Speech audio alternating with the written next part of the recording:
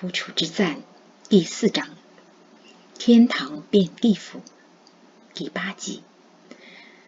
上海火车站，保惠初次看见日军军医小野洋子。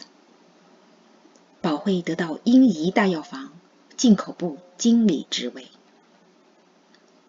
到站后，保惠取出行李放在站台上，等脚夫来帮他挑。站台停一辆日军救护车，山口和一位身着白色工作服的年轻日本女军医打招呼。山口看见保惠，就指着那位军医对保惠说：“她就是我跟你说的爱读圣经的女孩小野洋子，她丈夫小野武雄大佐去年战死在大厂。”保惠猜出这列火车搭载了重要人物到上海日军陆军医院治疗。小野洋子是随救护车来接伤员的。洋子和保惠彼此对视一下，就各自离去了。车站日军岗哨仔细检查每一位着便衣出站的平民旅客。保惠心里很紧张，他怕日军开箱检查时看见他和身着空军上尉制服的甬道在你我轩照的4寸合影镜框。日军恨透了中国空军，如果日军发现相片中保惠和中国空军上尉的合影，他就麻烦了。站在保惠面前，一位中年教师模样的男人忽然被检查的日军啪啪扇几个耳光，之后另一日军把他连人带行李带走，箱子里搜出了违禁品。轮到检查保惠的行李，他的心刚才就激烈跳动，心跳声已传到空中。他强作镇定，默默祷告，礼貌地把箱子交给检查的日军。日军打开他的箱子，一眼看见放在最上面的日语日常绘画，就拿起来翻了翻，又放回去。他眼睛的余光扫到一本日汉字典，正想拿起字典也翻翻，保惠忽然开口，用日语敬语说：“先生辛苦了，谢谢您。”日军听见眼前的中国女士说日语，还用敬语，就面露笑容，把箱子合上，打开保惠另一件行李，那是装棉被的纸箱。纸箱里有甬道亲手为他缝的那床绣着25朵百合花的棉被。纸箱是医用药棉包装箱，棉被叠得很紧，用白色床单包裹。日军往箱子里瞅了瞅，用双手使劲按了按，摆摆手，让他过去了。保惠被刚才的情形吓出一身冷汗，心想多亏那本日语日常绘画，没想到这本书救了急。那本书是杭州弘道女中教师随在浙江省政府工作的丈夫从杭州撤走前送给保惠一些带不走的书籍，其中有这本日语日常绘画。他对保惠说这书有用，让他学几句日语，关键时能派上用场。保惠收拾行李时，就把这本日语日常绘画和日汉字典放在他和甬道合影的镜框上，没想到这2本日语书帮保惠逃过一劫。这位女教师在日本留过学，保惠跟她学了几句日本敬语，这次全用上了。他和露丝牧师刚走出车站，只见有个日军军官迎面走来，保惠的心又开始猛烈跳动。你是鲁斯牧师吗？日军军官用还算流利的英语问。鲁斯牧师点点头。在杭州，为鲁斯牧师和保会签发火车乘车许可证的日军军官，果真安排一辆日本军车来上海火车站，把鲁斯牧师和保会送到法租界。这名前来打招呼的日军军官，就是来开车接他们的。日军军官把鲁斯牧师和保会送到法租界，鲁斯牧师下榻处，把他们的行李卸下就走了。等日军军车走远，保会叫一辆出租车，把他送到甬道的母亲家。天黑之前，出租车停在法租界保罗部路24号甬道母亲王香平住所门前。司机帮保会从车上把行李搬到门口，他付了钱，车就开走了。他在门外站了好久，眼泪不住地流。1年08个月前，他第一次来这里时，身边有甬道相伴，两情相悦，充满幸福。这次是他孤身一人，甬道已殉国9个多月。他忍住失去未婚夫的哀痛，克制着时刻想死的心，在满是伤兵难民的医院超负荷工作了1年，身心近乎崩溃。从杭州来的火车里坐满了日军，沪杭线沿途日军碉堡林立。在上海火车站被日军检查行李时，险些出事。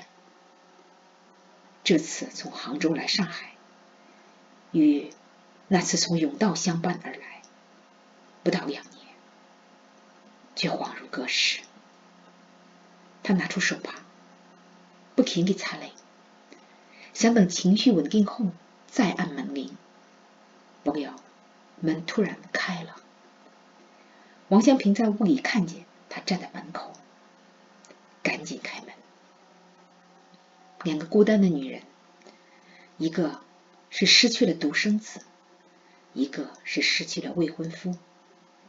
他俩相见，抱头痛哭。1年08个月前，他俩在此见面，第一次见面。他们所爱的人在身边，如今他已一去不复返。2个女人在门口哭了好长一阵子。保会只顾跟着你哭，忘了你一路担惊辛苦。快进屋吧，王香平说。昨天他接到保会的电报，就开始忙着收拾房间。他帮保会把行李搬到房间，让保会先洗个热水澡，他去烧饭。保会吃完饭，王香平给他倒茶。2人坐在沙发上说话。香平说，儿子让他把1万多抚恤金的一半给保会，并认保会为女儿，让保会和他同住到遇合适人出嫁的遗言告诉保会。听了香平的话，保会不住流泪。甬道待他很好，让他体会到被爱的甜蜜。没想到他留下这样的遗愿。他后悔没在他出征前完婚，没让他享受幸福婚姻，没给他留下一父子。保会流着泪说，妈，甬道不在了，我还在，我本是孤儿，以后你就是我母亲，我照顾你到老。香平忍不住大声哭泣。她是坚强的女人，不愿在尚未成婚就失去未婚夫的保会面前流露悲哀。她理解失去丈夫的滋味，不想让儿子的未婚妻承受太多痛苦。但宝慧的话触及到他内心最柔软的一面。妈，抚恤金你留着，我工作养活自己。宝慧说。这是永道的遗愿，要按他的意思办。香萍说。妈，你留着，我收入不给，订婚时你给的银元还没动。宝慧说。我就先给你保管，你出嫁时做嫁妆。香萍说。妈，我不想出嫁，谁能像永道一样待我呢？宝慧说。你还年轻，尚未成亲，怎说这样的话？香萍说。